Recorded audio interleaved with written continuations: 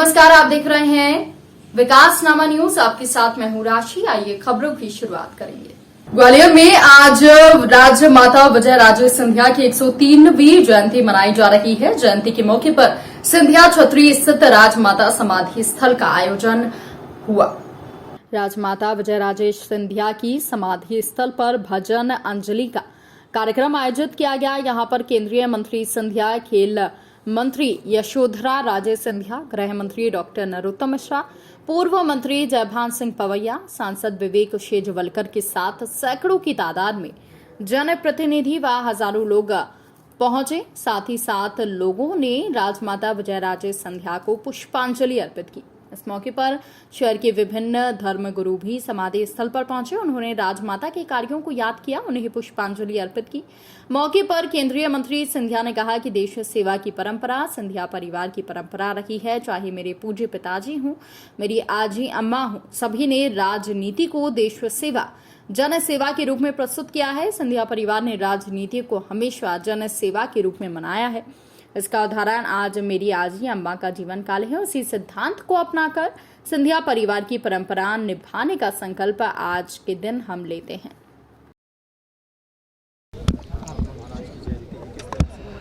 आज मेरी आजी अम्मा का 103वां जन्म जयंती है, जो उन्होंने अपने जीवन में असूल बनाए, जनसेवा के, त्याग तपस्या की, देश के प्रति समर्पण भाव की।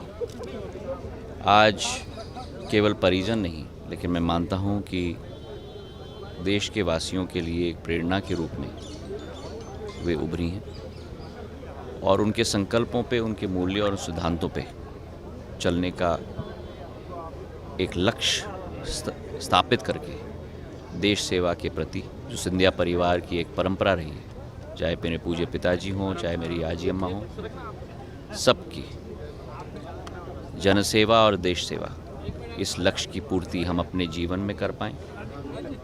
सिंधिया परिवार ने कभी भी राजनीति का पथ नहीं अपनाया, जनसेवा का पथ अपनाया और इसका एक उल्लेखनीय उदाहरण मेरी आजी अम्मा का जीवन काल है।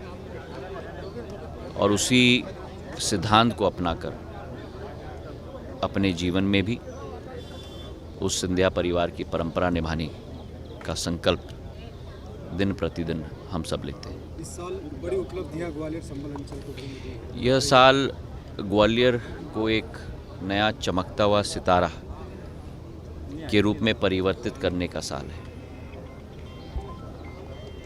2020 में जब हमने संकल्प लिया था मध्य प्रदेश के विकास का, मध्य प्रदेश की प्रगति का, प्रधानमंत्री जी के नेतृत्व में, प्रदेश में शिवराज सिंह जी के नेतृत्व में, कल्पना यही थी सेवा भाव की, विकास की और प्रगति की। 2 साल कोरोना में बीत गए, लेकिन वो 2 साल इस डबल इंजन की सरकार ने व्यर्थ नहीं किया। योजनाओं की रूपरेखा, उनकी विचारधारा, उनकी पुष्टि का कार्य समापन करके कोरोना उठा, वैश्विक बीमारी की एक बादल उठी और ग्वालियर का विकास का सूर्योदय की शुरुआत हो चुकी है।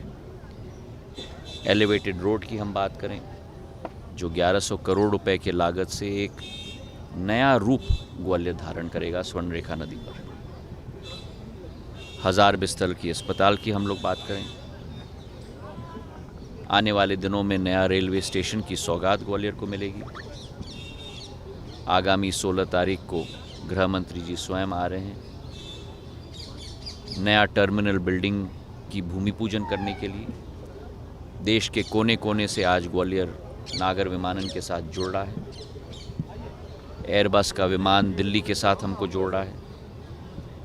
इसी के साथ आने वाले दिनों में ग्वालियर को पेयजल की समस्या के साथ भी हम निजात देने के लिए एक बहुत भव्य योजना मुख्यमंत्री जी के साथ लागू करने जा रहे हैं। स्मार्ट सिटी की योजना है। तो अनेक योजनाओं के साथ ग्वालियर को अपनी पुरानी वैभव, अपनी पुरानी संस्कृति, अपनी पुरानी क्षमता को दोबारा हम लोग हासिल कर पाएँ, ये हमारा लक्ष्य है। अमित शाह जी महल फिलहाल खबरों में इतना ही है। अपडेट्स के लिए आप बने रहिए हमारे साथ। नमस्कार।